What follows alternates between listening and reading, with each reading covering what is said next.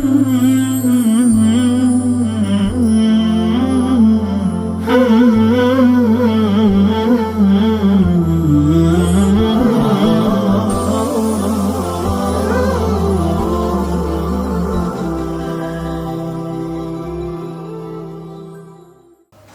للہ رب العالمین والعاقبۃ للمتقین والصلاة والسلام علی سید الانبیاء والمرسلین حبیبنا و حبیب رب العالمین محمد وعلی آلہ وصحبہ اجمعین.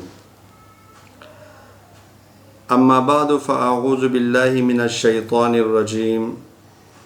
بسم اللہ الرحمن الرحیم. معزز ناظرین کرام، میں ہوں مولانا قاری احسان اللہ وقاص اور آپ دیکھ رہے ہیں الہرا روحانی گائیڈنس چینل. آج ہم قرآن مجید کے تلاوت کے آداب کے حوالے سے گفتگو کریں گے. قرآن مجید کی تلاوت جو ہے کہ وہ پاک صاف ہو کر اور باوضو ہو کر کرنا چاہیے، کیونکہ قرآن مجید میں آتا ہے کہ لا یمسہ الا المطہرون.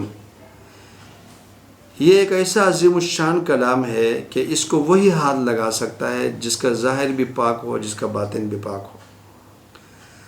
تلاوت شروع کرنے سے پہلے تعوذ اور تسمیہ پڑھنا چاہیے.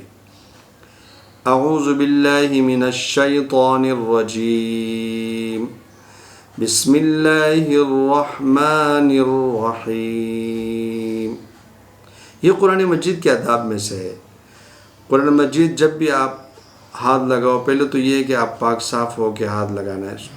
دوسرا یہ کہ اس کو شروع کرنے سے پہلے تعوذ اور تسمیہ پڑھنا چاہیے.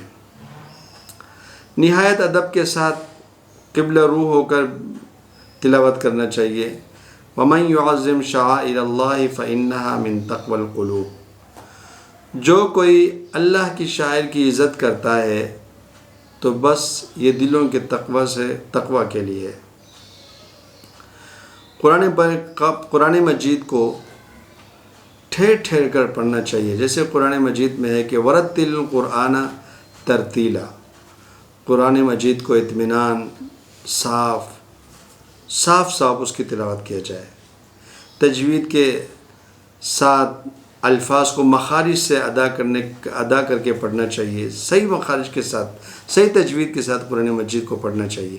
یہ قرآن مجید کے آداب کا سب سے بنیادی چیز یہ ہے کہ آپ کو تجوید پہ عبور حاصل ہو. الفاظ کو اس کی مخارج کے ساتھ صحیح ادائیگی کے ساتھ جو ہے کہ قرآن مجید کی تلاوت کرنا چاہیے. قرآن کی تلاوت خوبصورتی سے کرنی چاہیے. جیسے کہ حضور نبی کریم صلی اللہ علیہ وسلم نے فرمایا کہ زینوا القرآن باصواتکم. اپنی آوازوں کو خوبصورت بناؤ. قرآن پاک کو اپنی آوازوں کے ساتھ خوبصورت بناؤ، یعنی اچھے انداز کے ساتھ قرآن مجید پڑھنے کی کوشش کرو. آیات عذاب پر رونے کی کوشش کرو. اگر رونا نہ آئے تو رونے کی صورت بنائیں. جیسے کہ قرآن مجید میں ہے کہ اذا ذکر اللہ وجلت قلوبہم.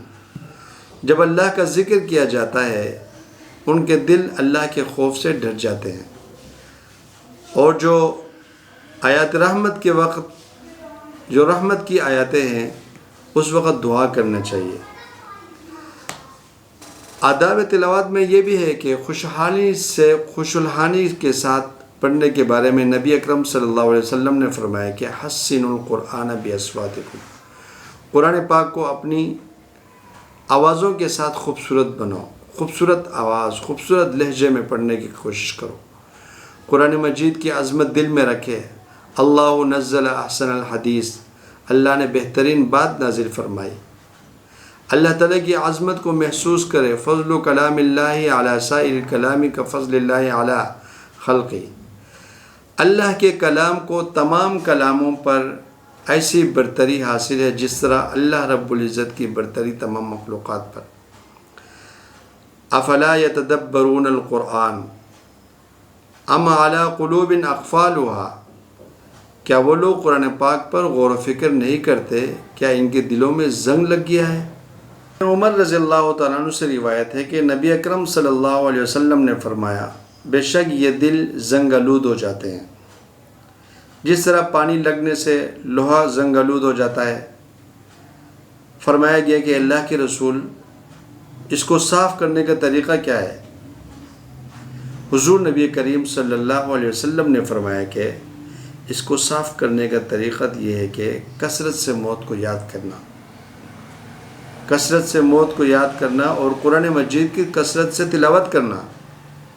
قرآن مجید کی تلاوت کرو اور موت کو کثرت سے یاد کرو گے تو آپ کے دل کے اندر جو زنگ لگے وہ زنگ صاف ہوگا۔ اللہ رب العزت ہمیں قرآن مجید کے اوپر عمل کرنے، اس کو بادب طریقے سے پڑھنے سمجھنے کے توفیق عطا فرمائے۔ آپ کو اگر ہمارا یہ ویڈیو پسند آئے تو ہمارے چینل کو سبسکرائب کریں، ویڈیو کو لائک کرنا مت بھولیں۔